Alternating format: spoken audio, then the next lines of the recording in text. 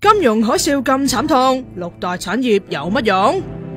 ？08年雷曼爆煲，金融海嘯席捲全球。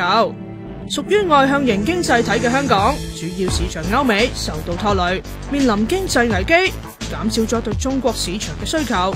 作為轉口港嘅香港首當其衝，經濟下滑啦，令到香港恒生指數咧係由高峰期嘅3萬幾點咧跌到1萬點嘅邊緣啦。咁另外 GDP 跌咗2.7%，同埋令到失業率都上升到去5.2%，非常之嚴重嘅。曾蔭權政府咧佢提出香港事實上應該發展咧6大優勢產業咧，去降低呢個金融嘅風險嘅。咁究竟又係唔係最有效嘅方法呢？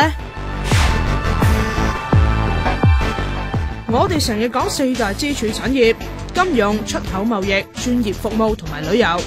但係呢啲好容易受到外國經濟嘅損害啊！如果我哋發展6大嘅優勢產業嘅話咧，事實上呢啲嘅產業咧佢好多元化嘅，有醫療、有教育，呢啲受到經濟影響程度會較低，呢個可以幫我哋有效地降低咗香港嘅經濟風險嘅。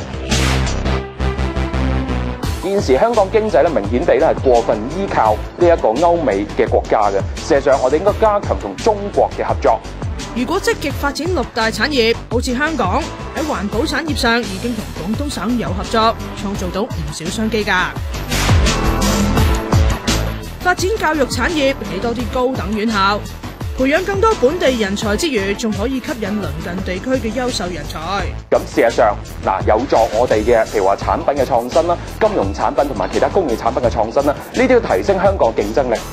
但有人就會話，改善金融監察制度先至有效。香港金融咧而家明顯嘅漏洞嘅，咁譬如話監管不足啦，係令到好多高風險嘅金融產品咧喺外國銷售嚟香港，包括咗呢個迷債咧等等。但其實都係治標唔治本，因為解決唔到我哋對金融過分依賴嘅問題啊。但如果我哋發展6大產業嘅話咧，唔同嘅產業